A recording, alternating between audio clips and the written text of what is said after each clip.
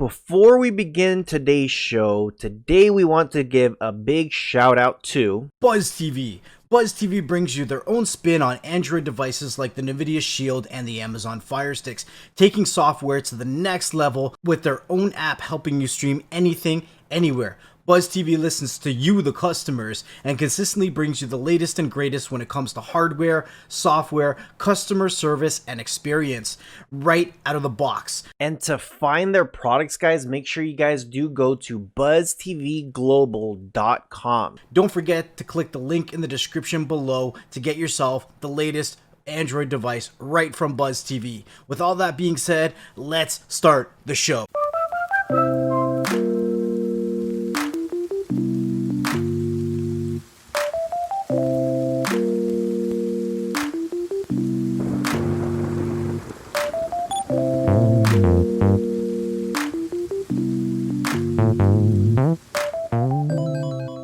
And welcome everyone to another episode of Beyond the Streams. And as you guys know, Next Level and I have been very invested into the whole streaming, and we've been venturing with tech related, anything tech related stuff. And we got to go to Techfluence not that long ago. We got to meet a couple people and we got to connect with certain people. So first, I always got to check in with Next Level, make sure he's good and he's fed. Are you good? Yo, I am on my second coffee of the day, so I am buzzed. I'm wired. Let's go. Sweet. And this is going to be very, very different from what we do. And I think this is probably, for me, it's probably one of the coolest things that has landed on my lap. I'm just like, okay, what is this? This is awesome. Like just reading some of the background. So before I start blabbering too much, want to introduce Michael. If you can give us just a quick little who you are, what do you do, where you from, stuff like that. Yeah. Hey, everybody. This is Michael Papish. I'm a VP of marketing at Markforged, and we're an industrial 3D printing company. So we make a platform that is cloud powered, involves really awesome industrial 3D printers, the materials you need to print on, and then the ability to print parts really anywhere across the world. So we'll talk a bunch more about how that technology works. My background, I mean, I like you guys, I've been in the tech world for quite a while. My background really is sort of digital music and audio and entertainment before I got here. So spent a while doing recommendation algorithms way back in the day, which of course seem to rule our lives for better or for worse currently. So apologize, there if we did anything bad to the world. And then I was at Sonos for about 5 years. So I really just love this idea of hardware and software working together. It's so exciting when it's not just a virtual thing, right? There's something physical, there's something tangible.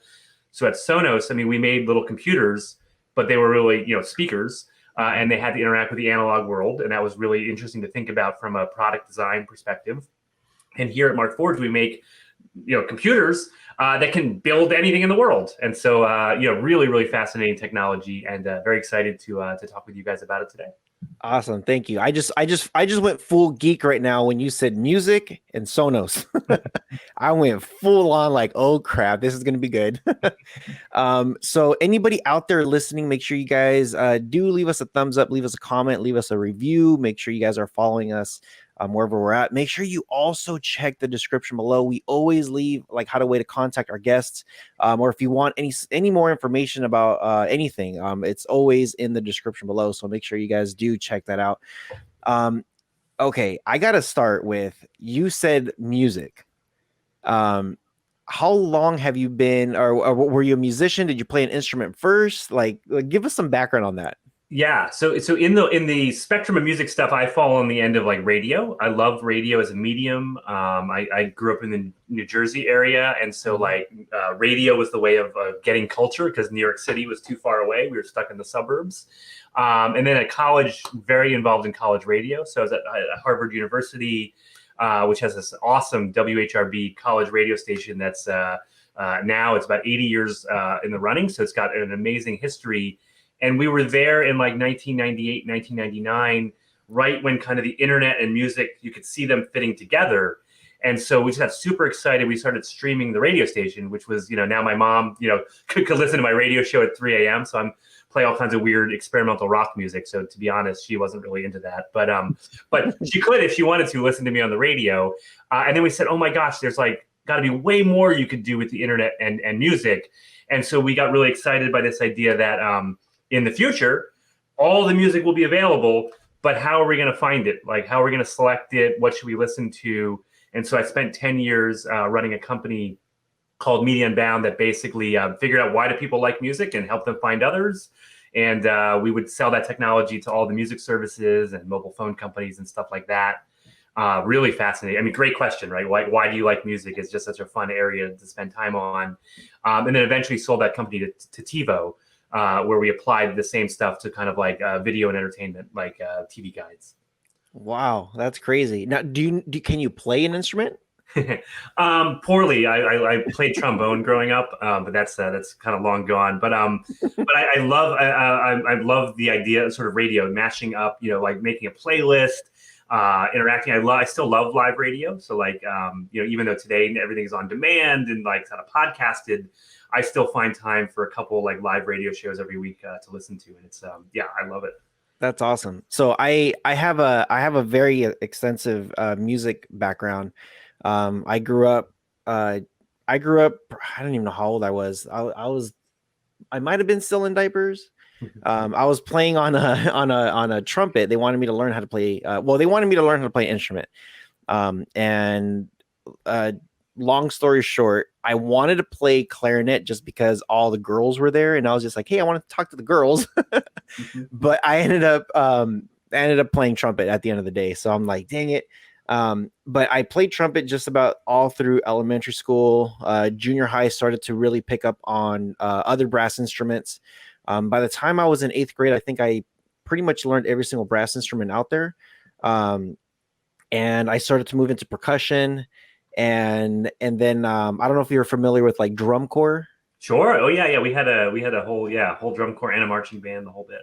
Oh man. So so we did have a conversation with one of my buddies recently and on the podcast where we did talk about he's also a drummer. He marched in drum corps and taught drum corps. I actually at one point from teaching, because after I graduated, I was in the Marines and I was also teaching music for a good 10 years. And I had a lot of sponsorships with like Zildjian and ProMark and Yamaha, and I was just getting stuff from everywhere, Vic Firth, and I don't know if you can actually see it in the background right there. You can see my sticks. Yes. Yeah. So I've never noticed that until you said it. Really? Now everybody listening to the audio, they're like, wait, what? I got to go to the video now to check that out. Yeah, there's my sticks, and then that wood right there, that's my pad. So I had a deal with Vic Firth, and I had my own sticks at one point and stuff, and it was a lot of fun. I had my own independent drum line at one point that we were touring all over the place. So it's for me, music has always been like the center of everything. Like for me, it's like, can I get good sound? And it's funny how you start mentioning about Sonos, because I geek out when it comes, like Sonos is, to me, I think it's one of the best speakers out there. Like the way they have the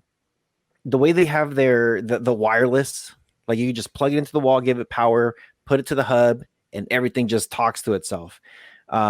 When the PS4 came out, I literally walked in and I'm just like, okay, cool. I got my PS4. I want you guys to hold it. I'll be right back. So I went to the back of Best Buy and I'm just like, what are your best speakers that are going to be wireless? And they're like, well, we got these Bose. I'm like, Bose is just, right now, Bose are great, but they got a name, of course, so it's going to be even more pricey. I'm like, but I don't want to put wires all over the place. I'm not Spider-Man. I'm like, just give me something wireless. So there's another guy that was just like, dude, don't show him Bose. You got to show him Sonos speakers. Like, just like, look, come here. So he had me stand in the middle of their, if you go into Best Buy, they call it Magnolia. It's their like kind of home, like their sort of install and home entertainment center. The good stuff is back there. Yeah. The good stuff. Yeah. So they had this giant TV and I'm like, okay, and it was of course a Samsung. I'm like, okay, I'm taking this TV home with me. And he's just like, okay, just wait till you hear the speakers. And he had the big play bar in the front. Yep. They had 2 Play 3s in the back, and they had the sub with the dual speakers. Yes. Yeah. Don't forget the sub. The sub is the best add-on. Oh yeah. So after and you know what? I can't recall what it was that he had, what movie it was that I was watching. So he put the demo on, and I'm just like, I want that whole Sonos setup. give me all of it. The bar, the sub, the speakers. Like to this day, that is the exact same setup that I'm still using, because Sonos is just like hands down. Is there anything that you can talk about with Sonos? I can, yeah. There's a bunch. So I was working there up to last year. So really, so yeah, we can talk. Definitely a bunch there up until sort of recent stuff. But I think the point I would make, and actually it layers into maybe some of the other stuff we'll talk about later on here, is the reason why I think Sonos is such a great product, and why you kind of fall in love with it, is one, I mean, obviously high quality, right? So the fact that it has a good sound quality is really complicated and subjective too, right? So like there's a lot of attention to detail put into it, but things like the design of the product, the way the product is set up, the way that it works, all kind of layers into your perception of how well it sounds. So it's really the company's focus on that holistic experience that I think is pretty unique. A lot of people say it kind of Apple-y, right? It's sort of that same idea that like, oh, it's just like Apple. They've thought about everything. And that is true. Like there's a lot of people at Sonos who are thinking about each of the details. But also the fact that it's easy to use, right? So it's like, so often audiophile equipment, part of the entry to the game is it's hard, it's annoying, it's got tubes, you can only go to that one store in your town that has the needle cartridge for your turntable, and if it breaks, oh man, you're gonna have to wait like 6 months to get a replacement. Like, it's purposely made hard. And I think the idea of Sonos is good sound should be available to everyone. And so it should be easy to use, it should integrate with the stuff you have, and it should just be easy to set up. You just plug it in and it works. And so I think that's exactly the idea there. And that's really the same concept that we're doing at Markforged when we think about industrial equipment. Think about what speakers were like in the olden days. They did not feel modern. They did not use modern technology. Sonos was maybe the first company to say, hey, there's an app. It just works on your phone. Like, it integrates easily with your music services. Markforged is very similar. Industrial equipment, like if you walk into a factory, it's like you've entered Windows 98 land. It's like everything is like, there's an old tower. It's got, remember, drivers, like all the software on the PC is like, you got to install this driver to talk to that thing. Oh, the USB cable's not working. It's like all the horrible things we remember from the old days of technology. Mm-hmm. Markforged is like, no, we're going to make it the modern version. It lives in the cloud. You use a browser. The product is Wi-Fi enabled. So all you have to do is plug it in. It automatically joins the network. You can print from anywhere. Like, you can collaborate, so you can like upload your file and everyone has access to it, just like, using a Google Drive account. That's what's different. And I think it's the same idea as Sonos. It's like, let's take this thing that's been, occurring forever, industrial manufacturing. Let's figure out how to make it modern and easy to use. Like, that's a big idea behind the concept. I had a quick question for you. When you introduced yourself in the podcast, what was your title? I'm the VP of marketing. VP of marketing. Okay, so when Rojas sent me over your information, the information said that you were the chief evangelist at Markforged. Now, chief evangelist, I actually had to Google because I was like, what does that mean? For anyone listening, can you just explain what a chief evangelist is for a company and how that relates to marketing? Yeah. So for those of you who are only listening, you won't get the visual, but rule number one is you need to look like Jesus. So you need the long hair and you need the big beard. So that's how you start. Then basically, I think the idea is, marketing. There's a lot of kind of analytics and science that goes into it, and we spend a lot of time thinking about that. What's the right way to kind of bring our story out? But at the end of the day, when I think of the word evangelism, it's the excitement, right? It's like, why are we excited about this thing? And let's forget all the sort of mechanics of how marketing happens, blah, blah, blah. Let's just get excited about this new technology, what it can do. So that's kind of, I think, the way we think of that role. It's sort of like chief storyteller. Like my job is to come and tell stories about why this company and why this technology space is so exciting. And I can kind of put away my marketing hat for a little bit, and I don't have to worry too much about like hitting messaging bullet points or how many leads we're generating. Like that stuff can kind of live in marketing land, and we can have a fun conversation here in evangelism land.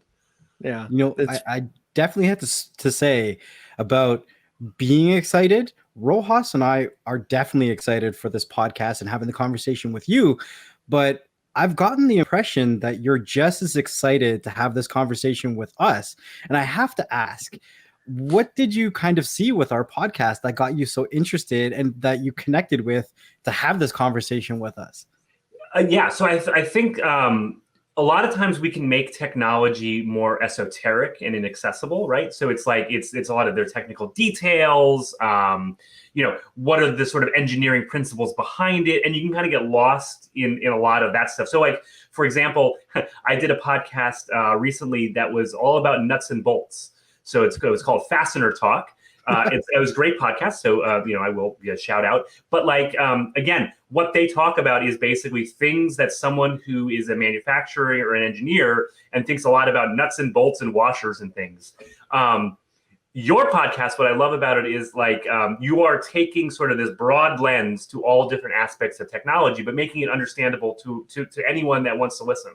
Mm-hmm. And again, I feel like that's exactly like that's what makes this technology really cool.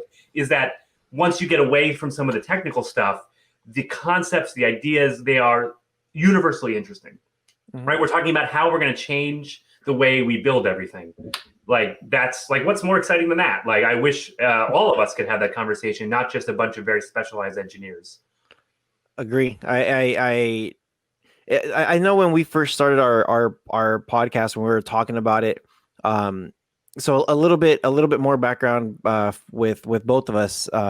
When it came to YouTube, we were kind of doing a lot of videos on streaming applications. So we've grown our platforms on just straight streaming. And I went from ground zero all the way to 100,000 subscribers on one of my channels, just on one application and how to improve it and how to do all that stuff. Next level is sitting about 35,000, I think, right now. He's growing it, and it's been the same thing. But he's doing a little bit more broader with more different streaming applications. And we're kind of like I think I hit this crossroads. I hit this crossroads before he did, and it was like I can't continue to do the same one app over and over again because it does get a little bit tedious and boring. And YouTube didn't really like that type of content. So it was like, what can I do that I'm still giving the subscribers some value and something to still learn? I've had a lot of people tell me, you're going to lose people. You're going to people that are going to be mad at you. You're going to be people that are just going to hate you, unsubscribe, whatever. And some people were even saying, expect a massive drop of subscribers. And I'm just like, well, hopefully I've built some sort of something that they like me, and they'll stick around. I've been slowly getting into general tech. Like, if it's tech related, I'll review it on the channel. If it's some headphones, if it's a streaming device, a Fire Stick, if it's a 3D printer, whatever it is, like, send it over, let me review it, and I'll let the people know how it works. And it's sometimes like it's almost like a gut punch when you're used to getting like 100,000 views, 200,000 views, 500,000 views. You're getting all these views, and all of a sudden it's like couple hundred, maybe a couple thousand, and it's just like, okay, I get it.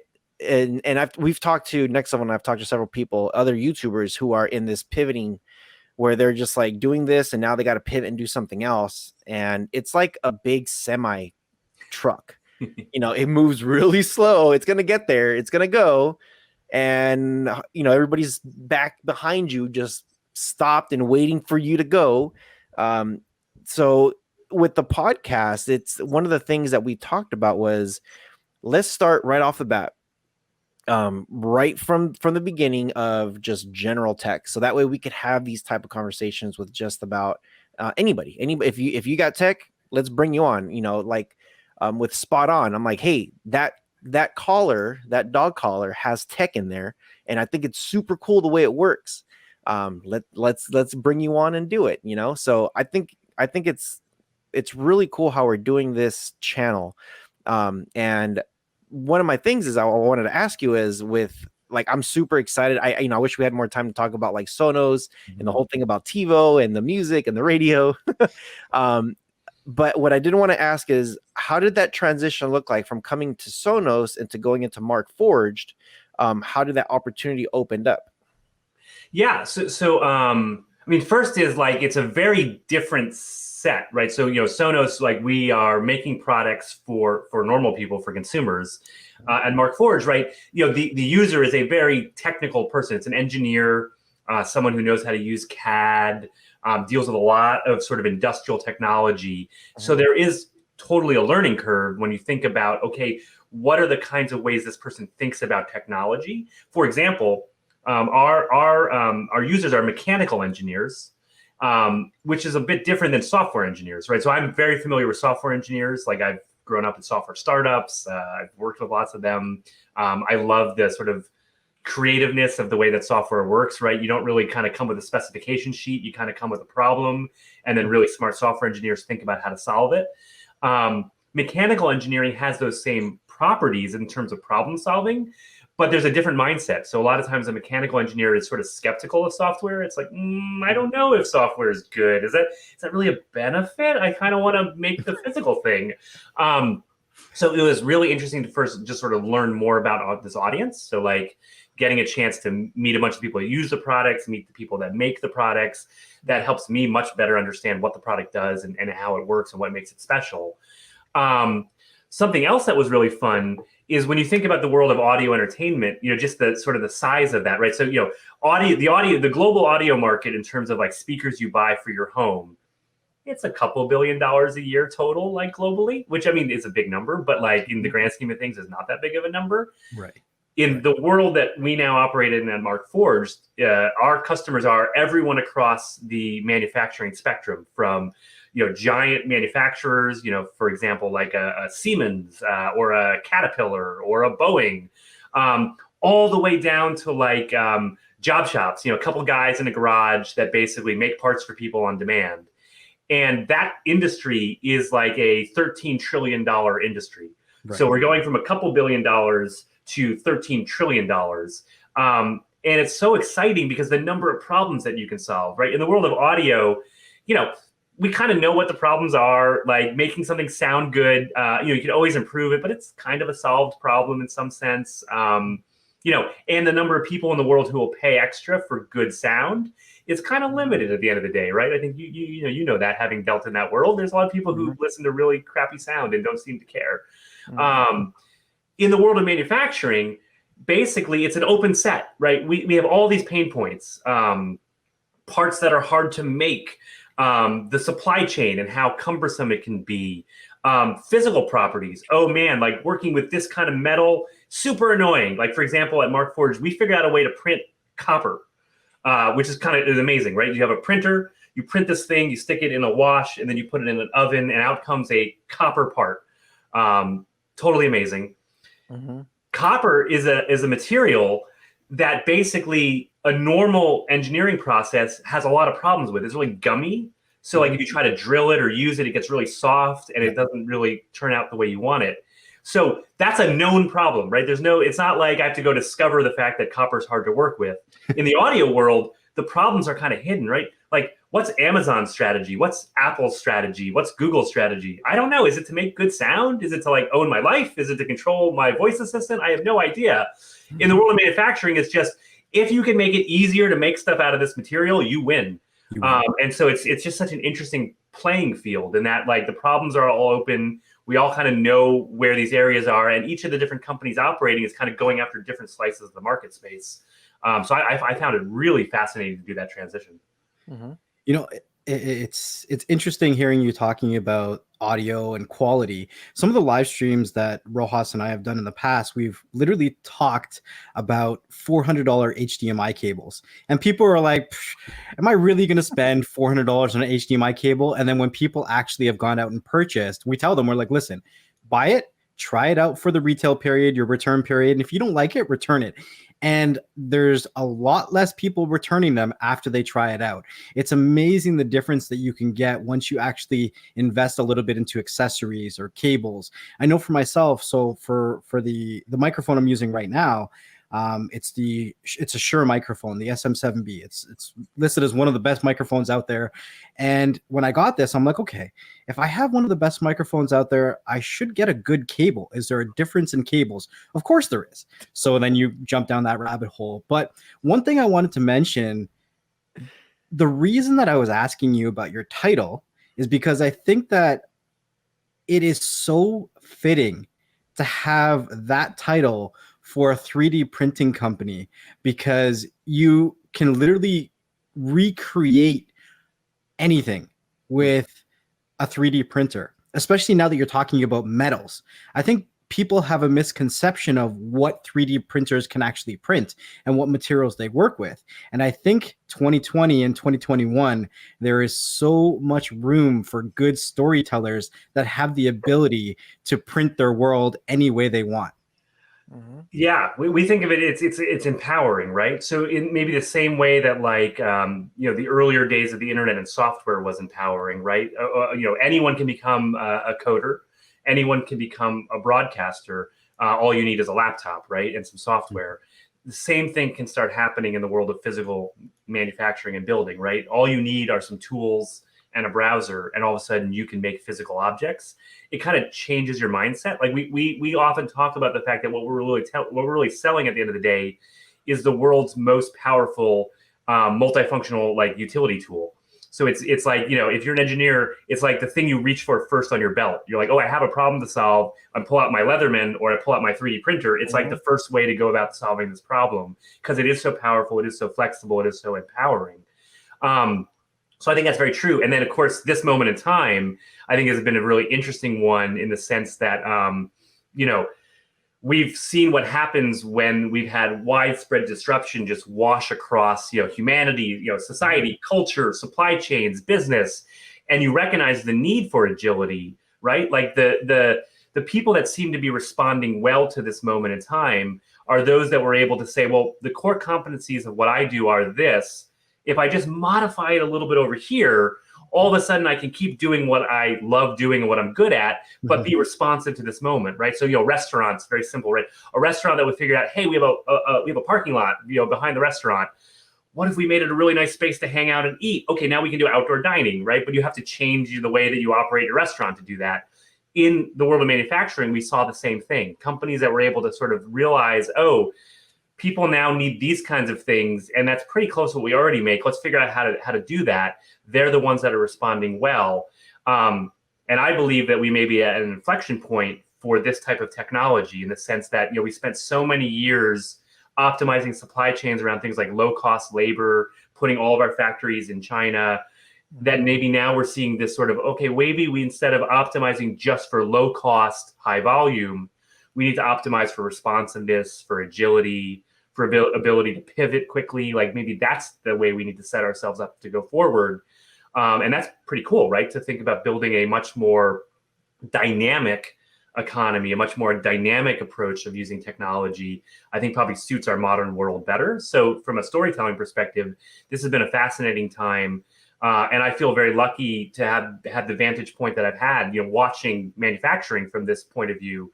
It reminds me a lot of the music, sitting, original Napster, right? Like I had a chance to kind of sit and watch that at the front lines. And it was, fascinating to watch an industry that had been, doing things in one way for 80 years, all of a sudden realize, oh my gosh, like something is going to change. This is not going to work. What happens next? So yeah, I think it's a really interesting time, obviously, to be alive and working in this industry. It's crazy.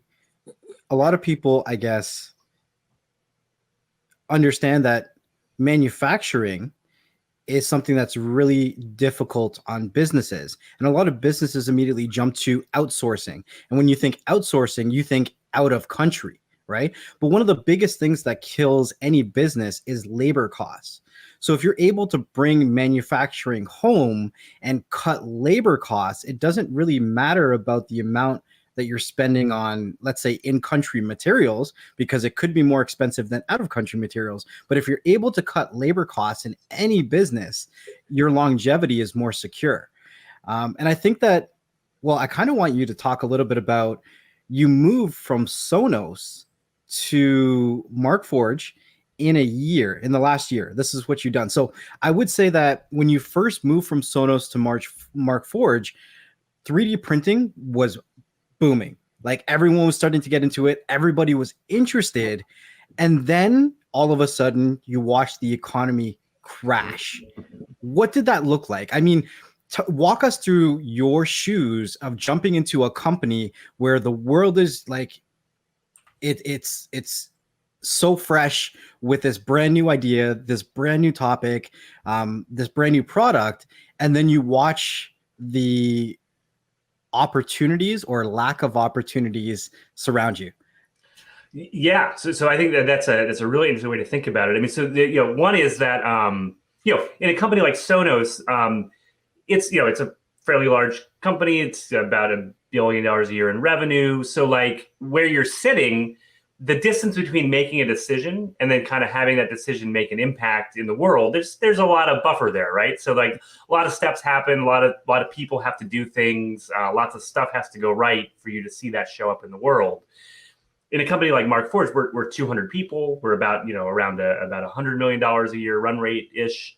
So you see your impact much faster, and our cycles are really quick, right? So we're thinking about like the next 30 days, the next 60 days, very, very, very carefully. And so when the pandemic first hit, there's that moment of uncertainty. Is anyone going to keep going to work? Are they going to keep purchasing equipment? Or are they going to just shut off all of their budgets?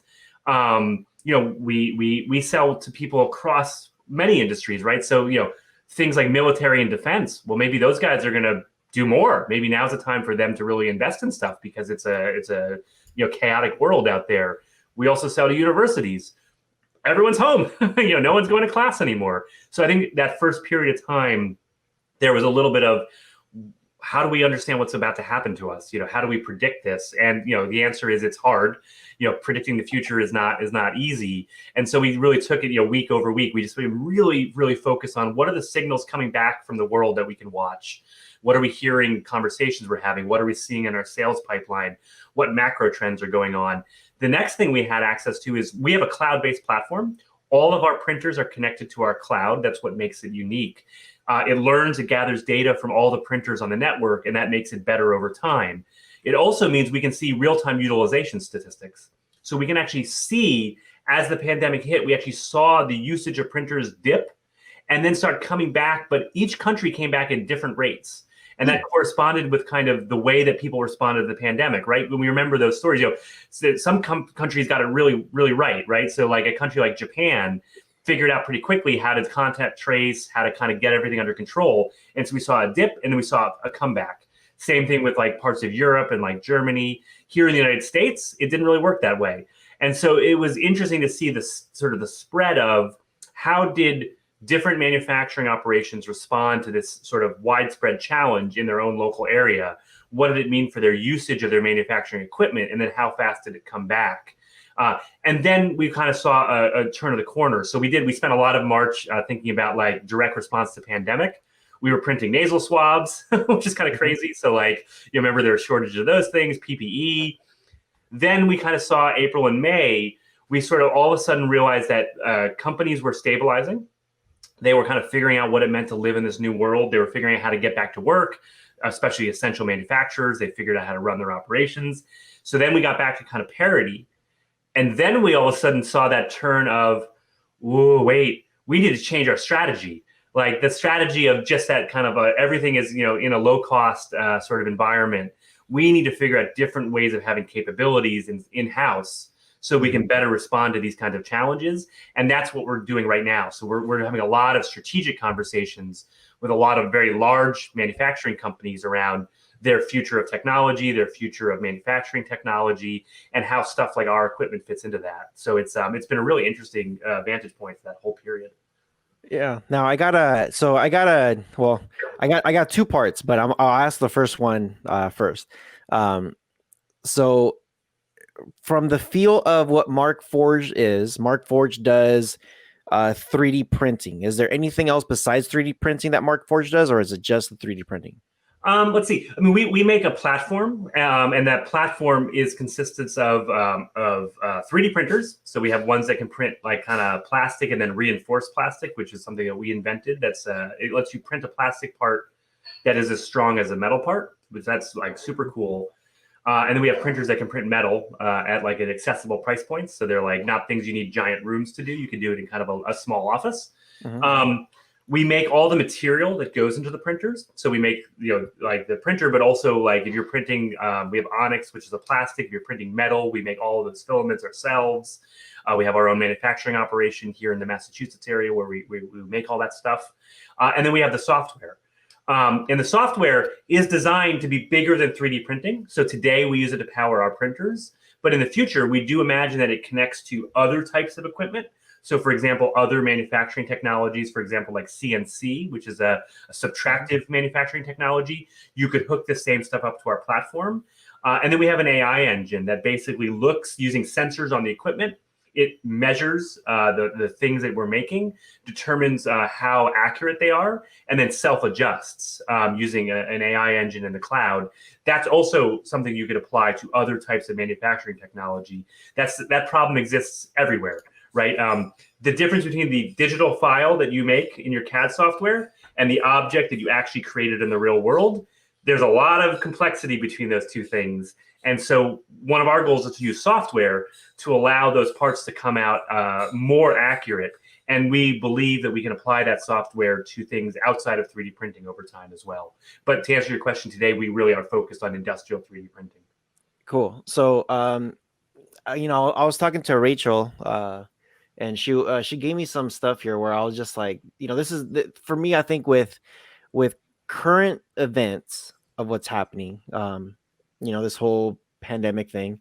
One of the things she said was, with what you guys are doing, Markforged, with Microsoft and the state of Michigan, that you guys have come together to pretty much manufacture something on a global scale. I really want to get into that. Like, how did that look like? What did you guys provide? How did you guys outreach everywhere, like to provide what? And then what did you provide too at the end? Yeah. So let's see. So first, let's zooming out a little bit. We've always believed that the future is going to involve what we call sort of digital distributed manufacturing. So this is the idea that instead of making everything in one central location and then having to ship it wherever you need it, you should be able to set up little mini digital factories. We call them digital forges, right at the point of need. So right where you need the part, right where you need the object, you could locate one of our little digital forges. And then from a central globe location over the cloud, determine what you need printed, hit a button, and then it will come out of that printer. And so what we've done with the state of Michigan is really, we've just lived through this period of time where all of our local manufacturing capabilities were disrupted. So like this was the shortage we had in PPE early on, right? Oh no, how are we gonna get enough face shields for our medical personnel? Well, we could order them and we could kind of like fight every single other person in the world who's also trying to order them and hope we'll get our supplies to show up. Or we could try to make this stuff locally right where we need it. And so that was sort of the takeaway was like, wow, we, especially here in America, need to think about better ways of having local manufacturing capabilities. So one of the things that happened was the US government created the CARES Act, which is a set of stimulus and other sort of grant monies available for people to better prepare and respond to the pandemic. The state of Michigan used those funds and is basically working with Markforged. So we have given away more than 300 of our industrial printers. So these are machines that really average price is about a $20,000 machine. And so we've given away 350 of those using the CARES funding to local small and medium-sized manufacturers in the state of Michigan. These manufacturers, they applied with kind of what they're working on and what they're doing, and we determined whether or not it'd be a good fit. If it was a good fit, they get access to this machine. They can use it for anything. So it's completely available to them. They can print whatever they need. They can design new parts with it.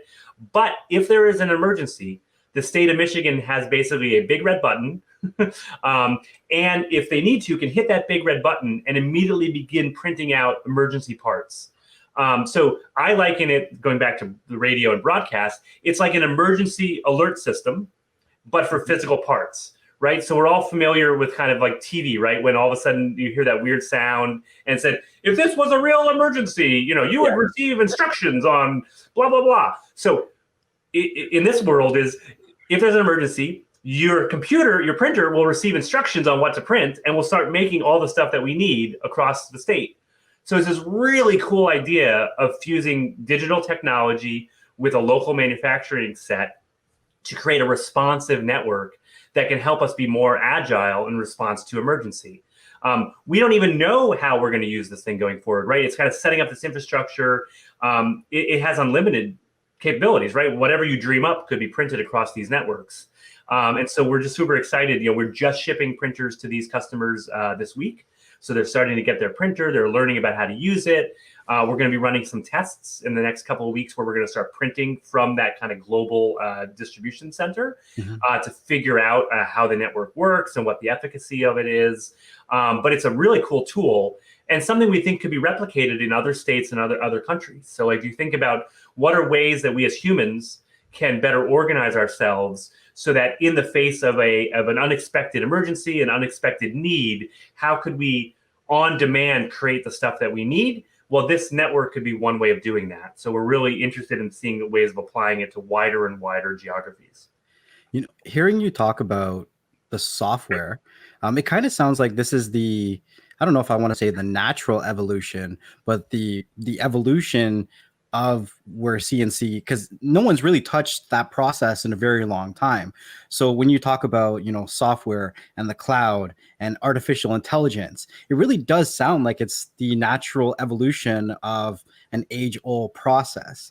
When 3D printers were first initially, I guess, announced, released, created, whatever you want to call it, it was for the few.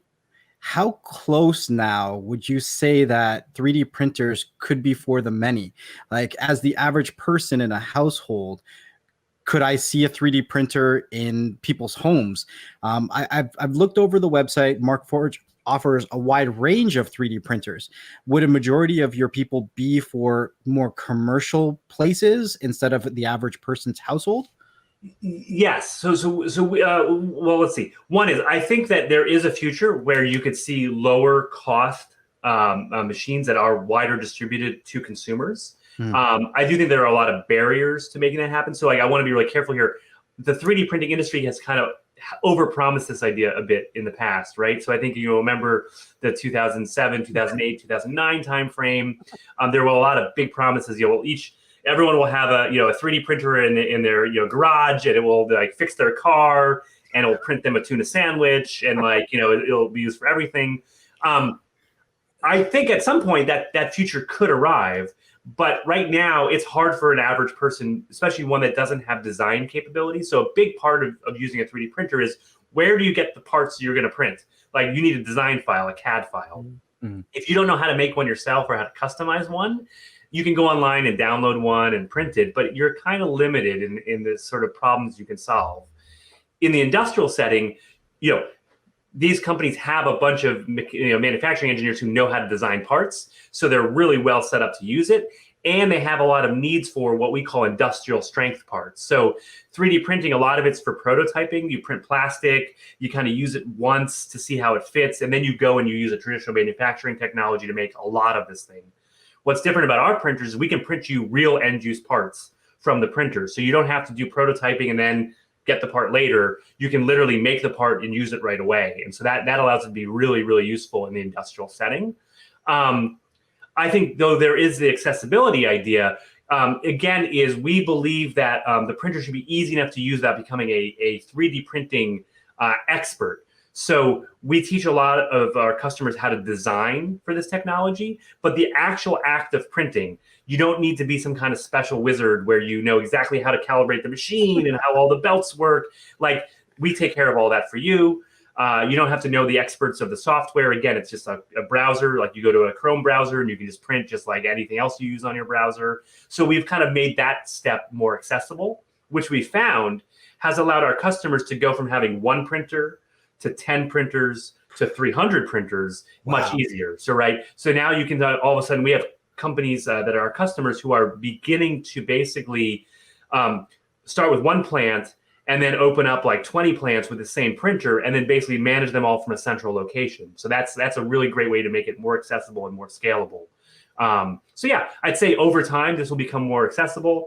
I'm not going to make a guess as to when we're all going to live with one of these in our homes, but I think it's a future that could happen. But we at Markforged are very focused on, let's get a digital forge in every factory on Earth. Like, that's our current mission. Yeah. Have you heard of there's another content creator out there called Naomi Sexy Cyborg, I think it is. She does a lot of so she's from Shenzhen, China. And there's a lot of videos that she does with home 3D printers. And some of them are very small and they'll do just like very like little tiny figurines, like just basic stuff. And then she has like some big stuff. So like I see her, like I'm like, man, like she's bringing this stuff. Like a lot of her videos is a lot of tech related stuff, and I know the 3D printing is one of the like she creates so many things like clothing off of it. She'll have her regular shirt and then she'll put something over it, create lights. And have you seen her before? I haven't seen her specifically, but I've seen many of those applications. Yes. Yeah, it's crazy what they're doing. So when I was listening to about the whole thing of, their Michigan has been distributing this everywhere. Is this so? I'm just referring back to what Rachel was saying about Project Diamond. Is that what that is? Yeah. So Project Diamond, which is actually an acronym, so it stands for Distributed Independent Agile Manufacturing on Demand. And so that is exactly this project. And so it's publicly available to any manufacturer in Michigan who can apply. There's a company called Automation Alley, which is a company that's basically helping manufacturers in that region kind of get to that next state of digital manufacturing. So they're really big proponents of new technologies. And so we've been working with them on setting this up. We have lots of big ideas for once it's in place. For example, one of the things you could imagine is, let's say you have a network of distributed 3D printers that are all accessible via the cloud. You could actually create like almost like a marketplace where different people could make orders into that network, and they could be created by any one of the printers across the network. Very similar to like a elastic load balancing in AWS, right? It's like kind of the same idea, but now with physical objects. And so we have an idea that we're working on as a phase 2, where we might bring something like a blockchain technology to the network and then allow third parties to bring sort of new ideas of parts into the network that are then fulfilled by printers on it. So you can kind of see the building blocks here of creating something very similar to our internet, but with physical printing objects. Yeah, awesome stuff. So, man, a lot of good information out there. I hope our listeners have learned a lot of stuff. We definitely need to have another follow-up interview on this one. But so this is towards the end of the show where we do ask our guest if there's anything that you want to say, anything that you want to throw out there, anything that you want to shout out. This is your time to go ahead and take the platform. Go for it. Wow. Let's see.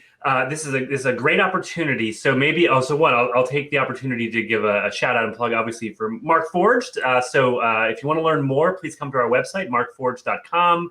Lots of background, case studies, videos. If you want to learn about our technology, it's great. Please reach out to us. We love to chat with people who are excited about the technology and want to learn more. So that's our first shout out. And maybe I'll take advantage of my second shout out is to say, I've been loving the Adventure Time, the animated TV show, which is really awesome, but was sort of canceled, has come back on HBO Max. and has been nailing it with these kind of 1 hour little mini episodes. And so just a shout out for the most recent edition of Adventure Time on HBO Max. I have no stake in that. I just love it, and I want you all to know about it. Awesome. Sorry, go ahead. I didn't mean to cut you off there. No, that's my big shout out. HBO Max has been doing a pretty awesome job with bringing back some retro stuff. They just did a Fresh Prince of Bel-Air reunion. And then there's a couple other things I think they're bringing back. Now, I did want to do a huge thank you on behalf of Beyond the Streams, Rohas, myself, for you taking the opportunity to have this conversation with us, and hopefully many more down the road. It's been an awesome conversation, definitely a good perspective in regards to what 3D printing is, where it's kind of come from, what it's potentially going to look like in the future. And I do have to ask for one suggestion. As somebody who plays with a lot of tech, as a content creator, if I was to one day get my hands on a 3D printer, what's the first thing that I should print? Well, so this is off of our brand story. However, I noticed your Baby Yoda behind you, and so one of the most popular first things to print is of course a Baby Yoda. Now, that's maybe not something you would use in an industrial setting. So if you're using one of our printers, one of the things that maybe I would recommend printing is you can print your own set of wrenches, which is kind of pretty cool. So you can make a wrench set that is super strong but made of plastic. So I'd say first, print yourself a Baby Yoda, then make yourself a functional tool, and then I think you're in a great place. Awesome suggestions. That's sweet.